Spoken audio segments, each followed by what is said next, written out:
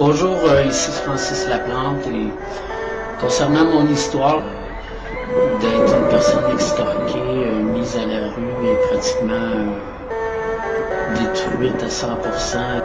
Donc, nous sommes partis en auto. Il y avait un remplaçant Québec qui l'a remplacé.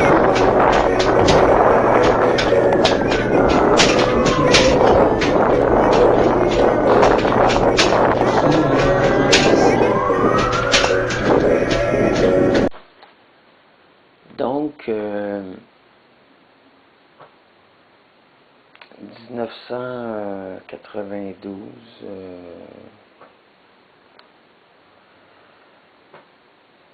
il y a eu un accident. J'ai été victime d'un drame où est-ce que des tueurs sont rentrés chez ma cousine, où est-ce que j'y étais avec mon enfant.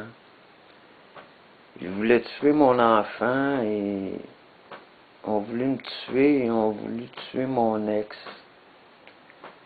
Que ma fille a eu 5 fractures du crâne et a été opérée à l'hôpital Sainte-Justine. Que un des tueurs me dit: te souviens-tu des jeunes socialistes? Et il prononça son nom. Et je ne me souvenais, je ne comprenais absolument rien de ce qui se passait. Que moi, j'étais à l'école et mon oncle me téléphona pour venir me chercher, qu'il m'amenait à la maison voir ma fille et mon ex. Que mon oncle, qui est camionneur, avait un pick-up et dans le pick-up, il me dit: je fais de l'hypnose, est-ce que tu sais, me crois-tu? Je lui ai dit: ben non, je te crois pas, je suis au courant de rien de ce que tu me parles. Et il répondit: oui, je fais de l'hypnose, veux-tu que je t'hypnotise? Je lui ai dit: je serais pas capable, je serai jamais capable de m'hypnotiser. Et il m'a hypnotisé. Que, arrivé à la maison, mon oncle a quitté et par la suite, les tueurs sont entrés. Donc, le tueur était un ex-membre des Jeunes socialistes. Et je me suis fait ami avec Brian Hatch. Les 3 premières semaines où j'ai travaillé au dépanneur, il était seulement un client pour moi. Et il buvait à crédit et il se montait des comptes de 200 $, 250 $. Un jour, je lui proposa une bière en fort teneur d'alcool. Non. Donc, un jour,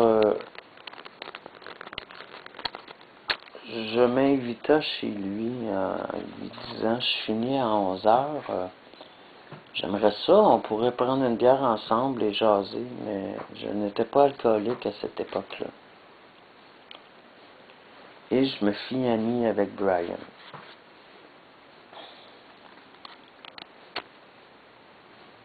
Et c'était en l'an 2000. En 2004, nous étions toujours de très bons amis. Et arrivé de camping, après avoir entamé mon travail de peinture,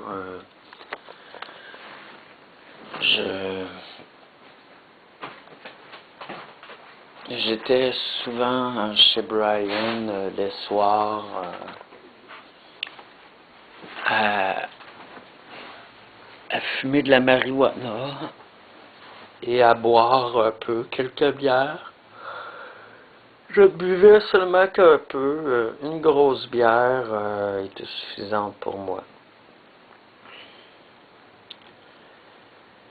Et dans mon appartement, où est-ce que je vivais avec mes deux colocataires excentriques,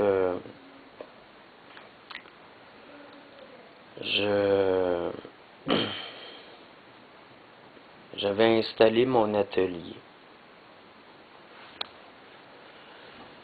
Que j'achetais mes peintures, mes toiles chez Omer de Serre.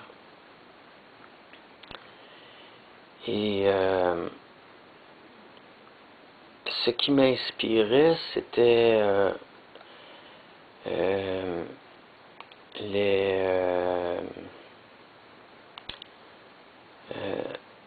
les événements d'actualité à la télévision. La guerre, l'environnement, et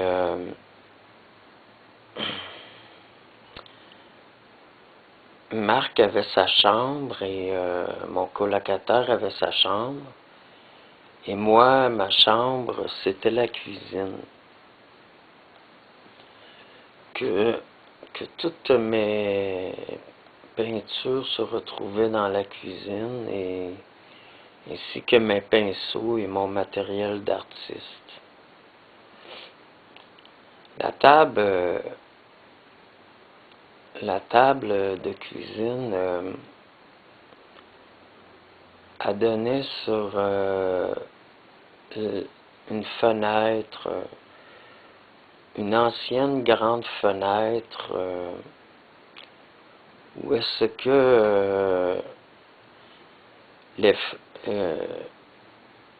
que la fenêtre était toujours ouverte. Le vent entrait, l'air frais entrait, et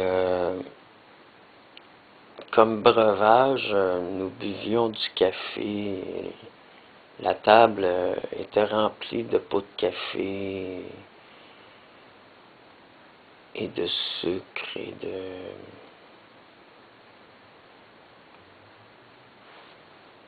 et nous étions aussi des gros fumeurs de cigarettes. Que mon colocataire achetait des gros paquets de tabac, de cigarettes, et étendait ce tabac sur la table de cuisine. Que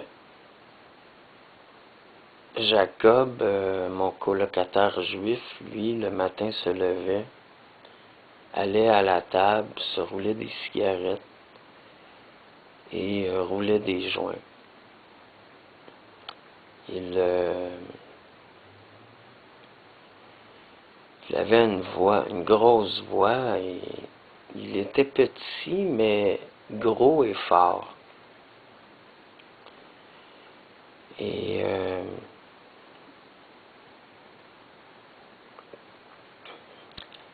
il avait un accent juif et régulièrement parlait très fort et même se choquait. Il ne se lavait pas. Cela faisait plus de 2 ans qu'il n'avait pas pris son bain. Et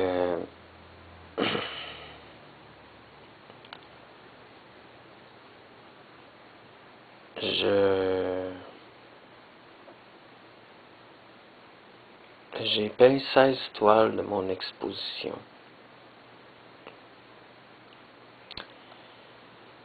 En 2 mois et demi.